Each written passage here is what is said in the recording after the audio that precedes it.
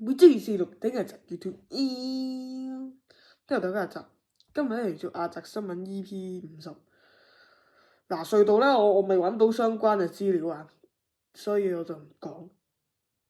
我需要揾資料先可以講嘅，如果唔係嘅話咧，我個台真係唔得掂，冇人信我。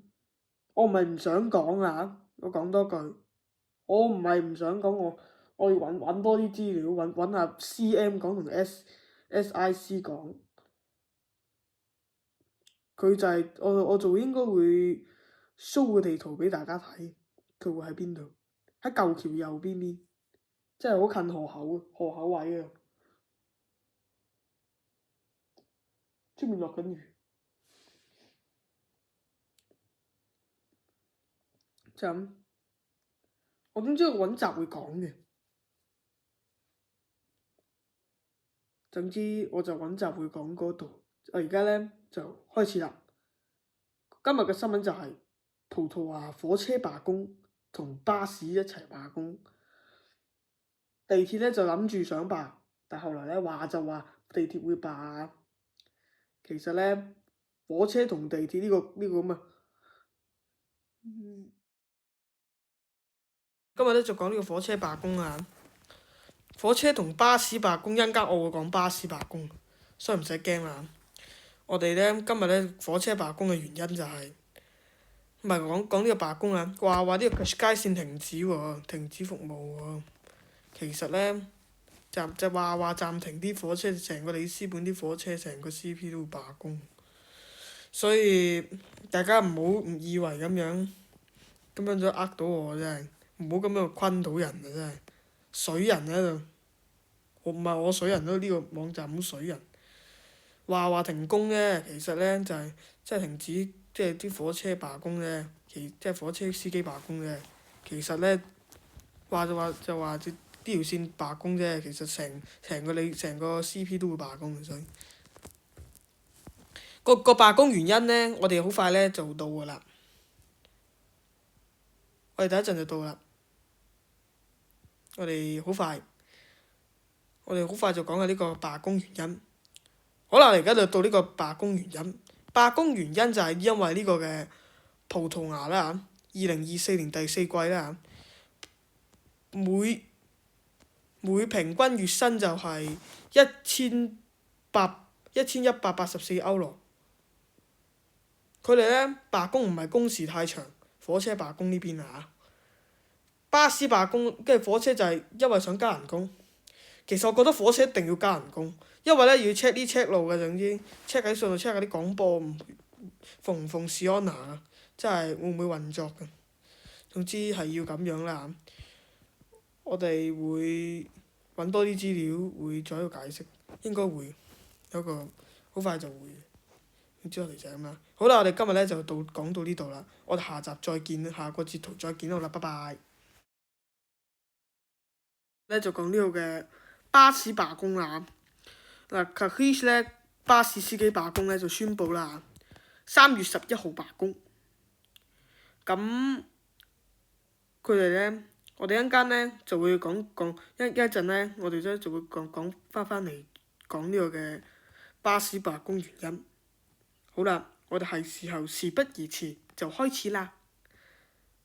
好啦，我哋講表示啦，葡萄牙巴士罷工原因點解要罷工？就係葡萄牙咧，呢個巴士個工時啦嚇，佢呢個工時咧就太長，即係8、5中40，即係每5日一定要做8日，唔係即係唔係每5日即係要做8個鐘，唔係8日啊，講錯咗，每5日即係要做8個鐘。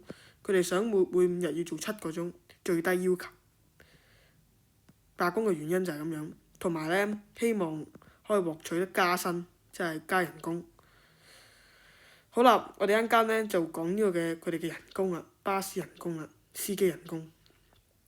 巴士司機人工咧就係1200、1500歐啦，我當1500歐先嚇。嗱，1500歐人工咧就係即係1500歐人工，即係佢個人工就係月薪就1500歐。有個佢哋想要加薪最低要求2000歐，2000歐最低要求，因為佢哋因為巴士司機係要揸車，一陣間啲乘客嘈，一陣間好煩，你知，所以總之都係有個觀眾講得啱，巴士一定要加薪，所以就係咁樣。好啦，我哋今日講到呢度，好啦，拜拜，我哋就再見啦，好啦，拜拜。火車同巴士應該要加人工。我聽有個觀眾覺得咧，係巴士咧係應該要加啲嘢加人工。唔知邊個，我唔會講名，我保護啲觀眾啊。我就知道有個觀眾講話，有個人講話，佢覺得巴士要加，我覺得火車，我覺得獨立嘅睇法就係火車一定要加。火車一定要做好多嘢，佢臨出廠嗰陣時候一定要做好多嘢。唔好以為咁樣撳幾個掣咁樣睇啲信號咁就得㗎，你真係唔好以為咁樣，佢仲要睇好多嘢㗎。佢仲要睇下啲火車邊啲零件要好熟悉㗎，即係要望到檢查好似望到實一實嘅，檢查下車邊啲燈喐得啊，仲要撳嗰下一個站睇下邊度有運作啊，邊啲唔運作咪揾個第二架車開，又再檢查咪再開過咯，好麻煩啊！所以做火車司機。但係我講緊係高鐵同火車，火車真係好麻煩。你仲要測試埋嗰個下一站嗰個告示牌同埋啲廣播，冇廣播嘅話，啲乘冇廣播嘅嚇，有部分人唔介意啊嘛，所以咪有火車搭咪得咯，使乜又好嚴格啫？你話唔係日本嗰啲，哇真係查到每個角落頭，每個檢查，每個測酒精，每個度每個角落頭都唔放過啊！日本嗰啲火車，但不過唔係講日本啊，我只係講俾大家聽。葡萄牙咧應該都係好求其嘅應該。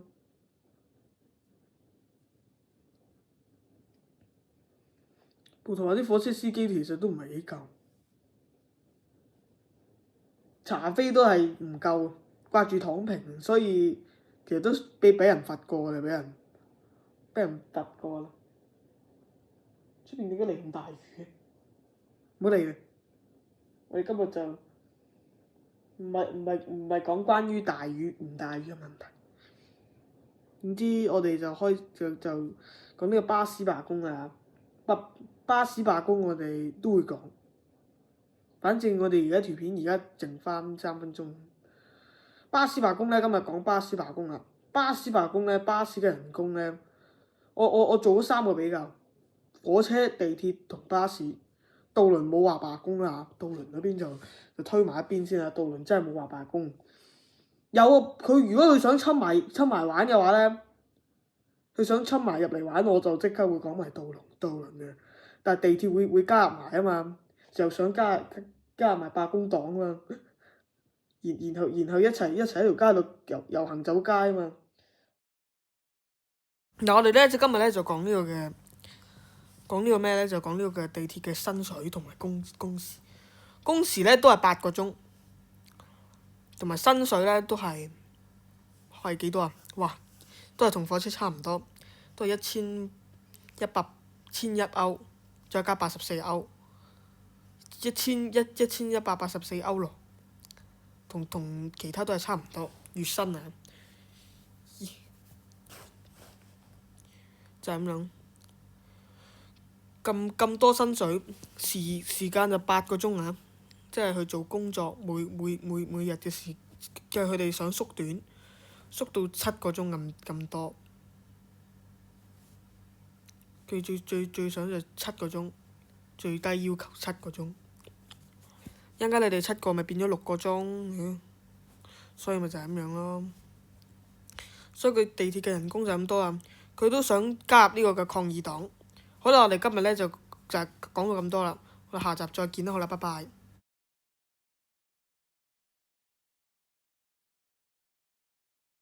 我諗我去里斯本，我諗應該唔得掂。我喺波圖，唔係我喺波圖應該唔得掂，係里斯本巴士公司罷工，波圖唔關事。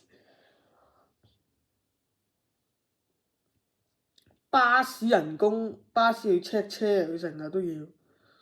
巴士揸車又要扭軚，又要成日要 cut 線，應該好麻煩。但火車唔係啊嘛，火車要睇 signal，唔係㗎。你有啲嘢漏 check 咗，可能會俾人批評㗎。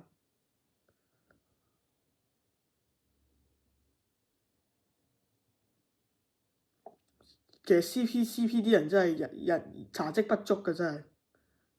Fadago 真係好好啊，茶積都好好啊。CP 真係啲人真係茶積不足啊嘛，大佬。有陣時又話壞車，一陣間又話出軌。但嗰個我今日唔係嚟拆 CP 村啊，拆 CP 村啊，拆村 CP 啊。CP 葡萄牙火車公司其實都盡量唔好叫人夾，想同人合併啲咩啊？不如我一件衫掹兩條毛俾你，不如咁樣一齊咁樣夾埋一齊，咪差唔多？合併啲咩啊？都合併條毛咩？不如買條毛俾你合毛啦。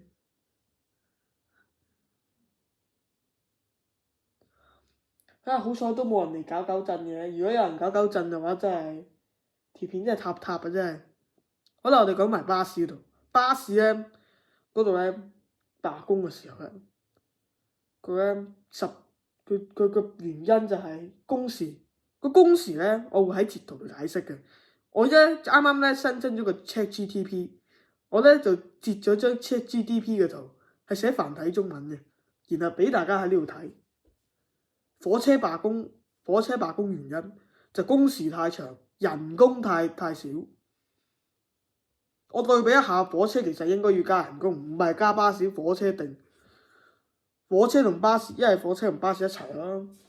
渡輪好彩冇嚟嘅，如果唔係我都可以講埋渡輪嘅。揾集我會講埋地鐵嘅，真係。今日呢就EP50啦。其實橋嗰度呢，我就諗過嘅，但不過佢冇講過幾時開工啊嘛，就係規劃啫嘛，未講幾時開工啊嘛。嗰個仔，我要揾到啲資料先得㗎，仲要分析㗎。要分析，要識分邊啲係邏輯，邊啲係不合邏輯㗎。唔合邏輯嗰啲我係唔會講上去嘅。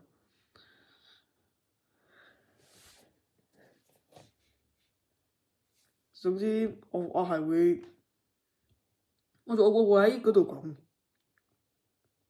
講真，即係我喺個截圖解釋點解我要，即係我而家唔會喺呢度齋噏㗎啦，而家我會改㗎啦，改由截圖解釋，而家就有片解釋，有片。我哋揾一集呢，我會講未來規劃嘅，規劃啲咩呢？就係規劃橋同埋呢個嘅 EP51同 EP52呢，就好快應該就會出嚟嘅，所以應該唔使驚啦。啱啱呢就有2個新訂閱者入嚟，好歡迎佢哋啊！好歡迎啲訂閱者成為我哋嘅新留言觀眾，歡迎大家可以嗱，大家應該歡迎大家俾 like 同訂閱。如果唔係嘅話呢，我開火車撞冧你屋企。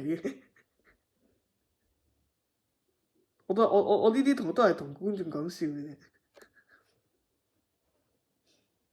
你哋中意訂閱，中意俾 like、share 出去，訂閱，你呢啲都要做嘅。好啦，我哋今日嘅亞澤新聞呢就到此結束啦。我哋下集再見啦，好啦，拜拜。